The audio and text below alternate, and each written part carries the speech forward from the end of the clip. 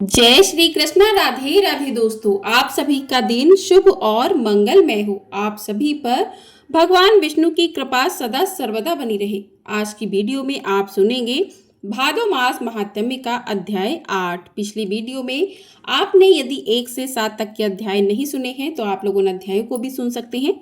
और आज का अध्याय शुरू करने से पहले भगवान विष्णु के श्री चरणों का ध्यान करते हैं, फिर आज के अध्याय को प्रारंभ करते हैं। प्रेम से बोलिए भगवान विष्णु की जय। प्रिय श्रोताओं, आज के अध्याय में मुनियों ने कहा कि इस पृथ्वी पर भगवान नरसिंह का महात्म्य सुखदायक और दुर्लभ है। हे ब्रह्मा जी, हम उनका प्रभाव विस्तार के साथ सुनना चाहते हैं, इसके लिए हमें बड़ी इच्छा है। तब ब्रह्मा जी बोले कि ब्राह्मणों, मैं अजीत, अप्रमेय तथा भोग और मोक्ष प्रदान करने वाले भगवान नरसिंह का प्रभाव बताता हूँ, सुनो। उसके समस्त गुणों का वर्णन कौन कर सकता है, इसलिए मैं भी संक्षेप से ही बताऊंगा। इस लोक में जो कोई देवी अथवा मानुषी सिद्धियां सुनी जाती हैं, वे सब भगवान की कृपा से ही सिद्ध होती हैं। स्वर्ग, मृत्युलोक, पाताल, दिशा, जल, गांव तथा पर्वत, इन सब स्थानों में भगवान की कृपा से ही मनुष्य की अबाध गति होती है। मुनिवरों, सनातन कल्पराज अर्थात पूजा की सर्वश्रेष्ठ विधि और नरसिंह जी का तत्व, जिसे देवता या असुर भी नहीं जानते, तुम्हें बताता हूँ, सुनो। उत्तम साधक को चाहिए कि साग, जो कि लप्स, मूल, फल, खलीत अथवा सत्तू से भोजन की आवश्यकता पूर्ण करें, या फिर केवल दूध पीकर रहें। इंद्रियों को वश में रखकर धर्मपरायण होकर रहें। वन, एकांत प्रदेश, पर्वत, नदी, संगम, ऊसर, सिद्ध क्षेत्र या फिर नरसिंह जी के मंदिर में जाकर या स्वयं स्थापना करके भगवान की विधि पूर्वक पूजा करें।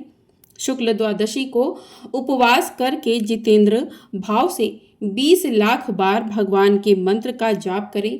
ऐसा करने वाला भक्त उपपातक और महापातकों से युक्त होने पर भी मुक्त हो जाता है। पहले भगवान नरसिंह की परिक्रमा करके चंदन और धूप आदि के द्वारा उनकी पूजा करें।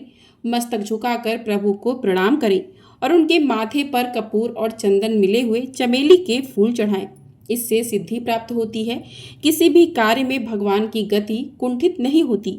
ब्रह्मा, रुद्र आदि देवता भी उनके तेज को नहीं सह सकते। फिर संसार में सिद्ध, गंधर्व, मनुष्य, दानव, विद्याधर, यक्ष, किन्नर तथा महानागों की तो बात ही क्या है। एक बार भी भगवान नरसिंह का भक्ति पूर्वक दर्शन करने से करोड़ों जन्मों के पापों और दुखों से छुटकारा मिल जाता है। युद्ध, संकट, दुर्गम स्थान, चोर, व्याघ्र आदि की पीड़ा, प्राण, संशय, विष, अग्नि, जल तथा ग्रह रोग आदि जनित कष्ट प्राप्त होने पर जो भगवान का ध्यान करता है, वह सब प्रकार की आपत्तियों से छुटकारा पा जाता है। जैसे सूर्योदय होने पर महान अंधकार दूर हो जाया करता है, ठीक उसी प्रकार भगवान नरसिंह का दर्शन होने पर यह सभी उपद्रव भी नष्ट हो जाते हैं। अनंत नामक वासुदेव जी का भक्ति पूर्वक दर्शन और उन्हें वंदन करने पर मनुष्य सभी पापों से मुक्त होकर परम पद को प्राप्त होता है। मैंने, इंद्र ने तथा विभीषण ने भी उनकी आराधना की है। फिर कौन मनुष्य भला उनकी आराधना नहीं करेगा। जो मनुष्य श्वेत गंगा में स्नान करके श्वेत माधव तथा मत्स्य माधव का दर्शन करता है, वह श्वेत दीप में जाता है। तब मुनियों ने कहा कि हे भगवान, अब आप श्वेत माधव के महात्म्य का पूरी तरीके से वर्णन कीजिए। साथ ही भगवान की प्रतिमा का वृत्तांत भी विस्तार के साथ बताइए कि धरती में विख्यात भगवान के पवित्र क्षेत्र में श्वेत माधव की स्थापना किसने की थी। तब ब्रह्मा जी इस प्रकार बोले कि हे मुनिवरों, सतयुग में श्वेत नाम के एक बलवान राजा थे। बड़े बुद्धिमान, धर्मज्ञ, शूरवीर, सत्य प्रतिज्ञ और दृढ़तापूर्वक व्रत का पालन करने वाले थे। उनके राज्य में 10,000 वर्षों तक मनुष्य की आयु होती थी और किसी भी बालक की मृत्यु नहीं होती थी, अर्थात किसी की भी अकाल मृत्यु वहां नहीं होती थी। इस प्रकार राजा श्वेत के राज्य में कुछ समय व्यतीत होने के बाद एक घटना घटित हुई। कपाल गौतम नामक एक परम धर्मात्मा ऋषि थे। उनका एक पुत्र हुआ जो कालवश दांत निकलने के पहले ही चल बसा। उसे गोद में लेकर बुद्धिमान ऋषि राजा के पास आए। राजा ने ऋषि कुमार को अचेत अवस्था में सोया देखकर उसको जीवित करने के लिए प्रतिज्ञा की। राजा बोले कि अगर यमलोक में गए हुए इस बालक को मैं 7 दिन के भीतर ना ला सकूं तो मैं जलती हुई चिता पर चढ़ जाऊंगा। ऐसा कहकर राजा ने लाख नील कमलों से महादेव जी की पूजा करके उनके मंत्र का जाप आरंभ कर दिया। जगदीश्वर भगवान शिव राजा की अत्यंत भक्ति का विचार करके पार्वती जी के साथ उनके सामने प्रकट हुए और बोले कि राजन, मैं तुम पर बहुत प्रसन्न हूँ। महादेव जी का यह वचन सुनकर राजा श्वेत ने सहसा उनकी ओर देखा। वे सब अंगों से में भस्म रमाए हुए थे। उनके शरीर की कांत शरदकालीन चंद्रमा और कुंद के समान थी। उनके नेत्र विकट थे, व्याघ्र चर्म का वस्त्र और उनकी ललाट में चंद्रमा की रेखा थी। उन पर नजर पड़ते ही राजा ने सहसा पृथ्वी पर गिरकर उन्हें प्रणाम किया और फिर कहा कि प्रभु, अगर आप मुझ पर प्रसन्न हैं और अगर आपकी मुझ पर दया है तो काल के वश में पड़ा हुआ यह ब्राह्मण बालक पुनः जीवित हो जाए। यही मेरी प्रतिज्ञा है। महेश्वर, आप इसे यथा योग्य आयु से युक्त और कल्याण का भागी भी बनाए। श्वेत की यह बात सुनकर महादेव जी को बड़ी प्रसन्नता हुई। उन्होंने सब भूतों को भय देने वाले काल को आज्ञा दी और काल ने मृत्यु के मुख में पड़े हुए उस बालक को जीवित कर दिया। इसके बाद वे देवी पार्वती के साथ अंतर्ध्यान हो गए। फिर राजा ने हजारों वर्षों तक एकाग्रचित होकर राज्य किया।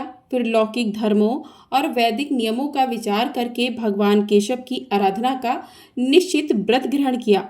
इसके बाद वे दक्षिण समुद्र के पुरुषोत्तम क्षेत्र में गए और जगन्नाथ जी के पास ही सुंदर रमणीय क्षेत्र में एक सुंदर मंदिर बनवाया और श्वेत शिला के द्वारा भगवान श्वेत माधव की प्रतिमा बनवाकर विधि पूर्वक उसकी प्रतिष्ठा की। उस समय ब्राह्मणों, दीनों, अनाथों और तपस्वियों को दान देकर राजा ने भगवान माधव के समीप पृथ्वी पर गिरकर साष्टांग प्रणाम किया। फिर 1 महीने तक मौन और निराहार रहकर द्वादशाक्षर मंत्र का जाप किया। जाप समाप्त होने पर भगवान देवेश्वर की इस प्रकार स्तुति आरंभ की। श्वेत बोले कि ओम वासुदेव को नमस्कार है, सबको अपनी ओर खींचने वाले संकर्षण को नमस्कार है, अत्यंत गतिमान प्रद्युम्न, कभी रुद्र न होने वाले अनिरुद्ध तथा नारायण को नमस्कार है, जिनके अनेक रूप हैं, जो विशुप विधाता निर्गुण शुद्ध और उज्जवल कर्म वाले हैं, उनको नमस्कार है, जिनकी नाभि में कमल है, जो पद्म गर्भ ब्रह्मा जी की उत्पत्ति के कारण है, उनको नमस्कार है, जिनका वर्ण कमल के समान है, जो हाथ में भी कमल लिए रहते हैं, उनको नमस्कार है, जिनके नेत्र कमल के समान है, जो सहस्त्रों नेत्रों से युक्त और शिव स्वरूप हैं, उन्हें नमस्कार है, जिनके सहस्त्रों पैर और सहस्त्रों भुजाएं हैं, उन मनोरूप परमेश्वर को नमस्कार है। ओम बरहा रूपधारी भगवान को नमस्कार है, जो वर देने वाले उत्तम बुद्धि से युक्त वरिष्ठ वर्ण शरणागत रक्षक और अपनी महिमा से कभी च्युत न होने वाले हैं, उन भगवान को प्रणाम है। ओम बाल रूपधारी बाल कमल के समान कांतिमान बाल सूर्य और चंद्रमा रूप नेत्रों वाले मनोहर केशव से सुशोभित बुद्धिमान भगवान विष्णु को प्रणाम है। केशव को नमस्कार है, नारायण को नित्य नमस्कार है, सर्वश्रेष्ठ माधव और गोविंद को नमस्कार है। ओम विष्णु को नमस्कार है, मधुसूदन को प्रणाम है, शुद्ध स्वरूप और किरणों को धारण करने वाले भगवान को नमस्कार है, अनंत को नमस्कार है, सूक्ष्म रूप और श्री वत्सधारी को नमस्कार है। हे गोविंद, मेरी रक्षा कीजिए, आप ही इस संसार से मेरा उद्धार कर सकते हैं। यह संसार समुद्र मोह रूपी जल से भरा हुआ है, इसके पार जाना असंभव है। मैं इसमें गले तक डूबा हुआ हूँ। पुंडरीकाक्ष, आपके सिवा दूसरा कोई ऐसा नहीं है जो इससे मेरा उद्धार कर सके। उस विख्यात दिव्य पुरुषोत्तम क्षेत्र में राजा श्वेत के इस प्रकार स्तुति करने पर देवादिदेव जगत गुरु श्री हरि उनकी भक्ति का विचार करके संपूर्ण देवताओं के साथ राजा के सामने आए।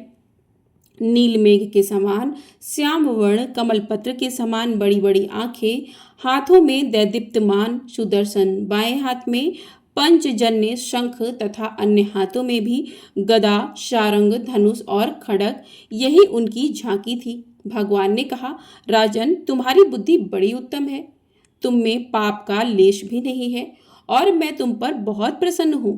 तुम अपनी इच्छा के अनुसार कोई उत्तम वर मांगो। देवादिदेव भगवान का यह अमृतमय वचन सुनकर महाराज श्वेत ने मस्तक नवाकर उन्हें प्रणाम किया और उन्हीं में मन लगाते हुए कहा कि भगवान, अगर मैं आपका भक्त हूँ तो मुझे यह उत्तम वरदान दीजिए। ब्रह्मलोक से भी ऊपर जो अविनाशी बैकुंठ धाम है, जिसे निर्मल रजोगुण रहित शुद्ध और संसार की आसक्ति से शून्य बताया गया है, मैं उसी को प्राप्त करना चाहता हूँ। जगतपते, आपकी कृपा से मेरा यह मनोरथ सफल हो। तब श्री भगवान बोले कि राजन, संपूर्ण देवता मुनि सिद्ध और योगी भी जिस रमणीय और रोग शोक रहित पद को प्राप्त नहीं होते, उसे तुम ही प्राप्त करोगे। संपूर्ण लोकों को लांघ कर मेरे लोक में जाओगे। यहाँ तुमने जो कीर्ति प्राप्त की है वह तीनों लोकों में फैलेगी और मैं सदा ही यहाँ निवास करूँगा। इस तीर्थ को देवता और दानव आदि सब लोग श्वेत गंगा कहेंगे। जो कुश के अग्रभाग से भी श्वेत गंगा का जल अपने ऊपर छिड़केगा वह स्वर्गलोक में जाएगा। जो यहाँ स्थापित श्वेत माधव नाम की प्रतिमा का दर्शन और उसे प्रणाम करेगा वह देह त्याग कर भगवान का स्मरण करते हुए शांत पद को प्राप्त होगा। अब मुनियों ने पूछा कि हे ब्रह्मा जी, भगवान श्री कृष्ण का स्नान किस समय और किस विधि से होता है? विधि क्यों मैं श्रेष्ठ, हमें उसकी विधि भी बताइए। तब श्री ब्रह्मा जी ने जो कुछ भी बताया उसका वृत्तांत आप लोग अगले अध्याय में जरूर सुनिएगा। इस प्रकार से आज का अध्याय यहीं पर समाप्त होता है। प्रेम से बोलिए हरे कृष्ण राधे राधे। तो इस प्रकार से 8वां अध्याय समाप्त होता है। 9वां अध्याय आप लोग अगली वीडियो में सुनिएगा। ये वीडियो पसंद आई हो तो वीडियो को लाइक कर दीजिएगा। चैनल पर नए हैं तो चैनल को भी सब्सक्राइब ज़रूर कर लीजिएगा। आपको हमारे चैनल पर इसी प्रकार से भादो मास महात्म्य के अध्याय प्रतिदिन सुनाए जा रहे हैं। इन अध्यायों को सुनने के लिए चैनल को सब्सक्राइब कर लीजिएगा, वीडियो को लाइक कर लीजिएगा। मिलते हैं अगली वीडियो में। इस वीडियो को करते यहीं पर समाप्त और कमेंट बॉक्स में हरे कृष्णा राधे राधे अवश्य लिखिएगा। प्रेम से बोलिए हरे कृष्णा राधे राधे।